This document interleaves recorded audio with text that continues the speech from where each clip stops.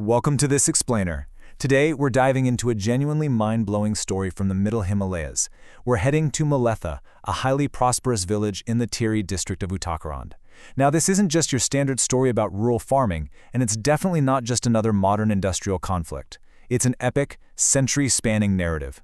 We're going to look at how a 400-year-old mythical sacrifice actually laid the groundwork for a community so resilient, they successfully took on top-down industrialization just to protect their heritage.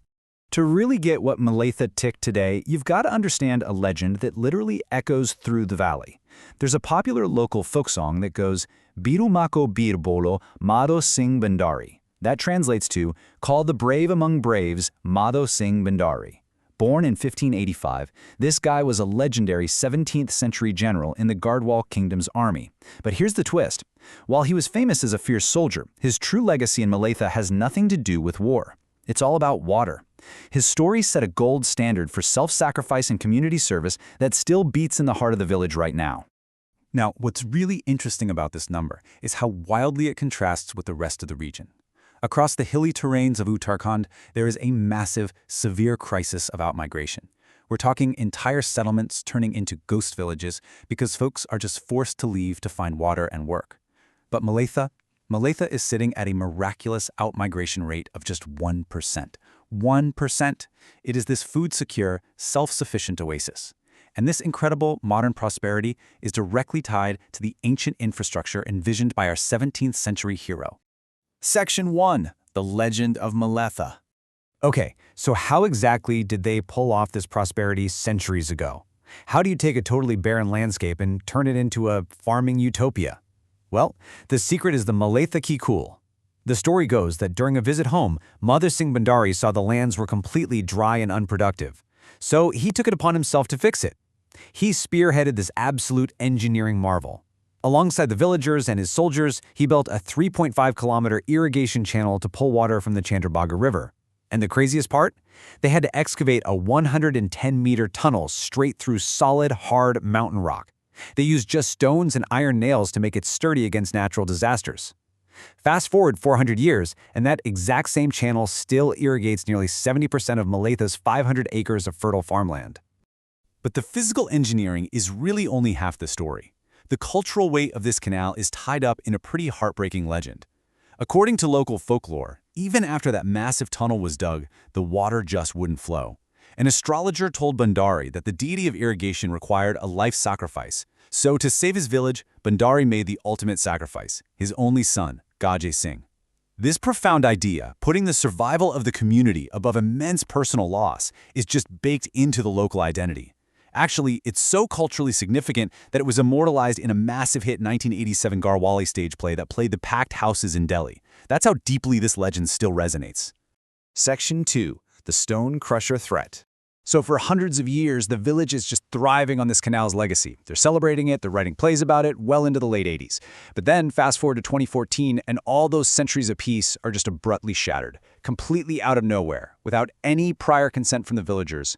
Top-down industrialization literally arrives at their doorstep. 5 stone crusher units were installed, and almost overnight, what was this picturesque, agriculturally rich valley suddenly looked like a ravaged industrial zone. The contrast here is just absolutely staggering. On one side, you have the canal. This is ancient, sustainable development. It sustains life, supports the community, and literally keeps families together by preventing migration. On the flip side, you have the stone crushers. This is modern, destructive development. These units threaten to destroy local resources, completely blanket the valley in dust, and, ironically enough, induce the exact kind of outmigration that the village had successfully dodged for centuries. Naturally, the villagers formed a committee, the Maletha Sangharsh Samiti, to fight back.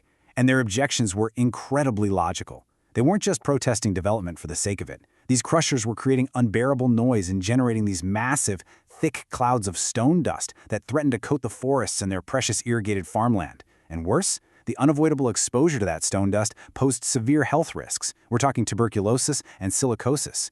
Plus, activists pointed out there was a total lack of proper no-objection certificates and environmental compliance. It was a real mess. Section 3. Women lead the fight.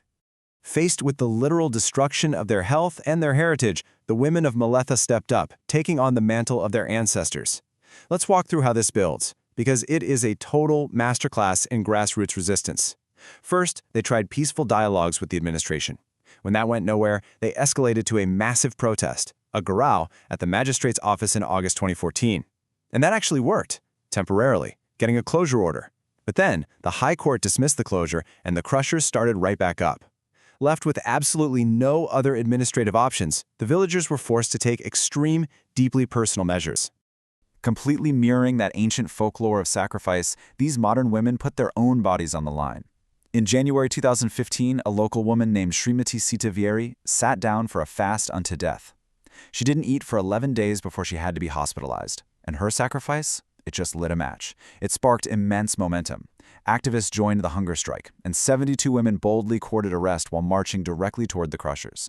The sheer undeniable force of this peaceful resistance sent absolute shockwaves through the political establishment.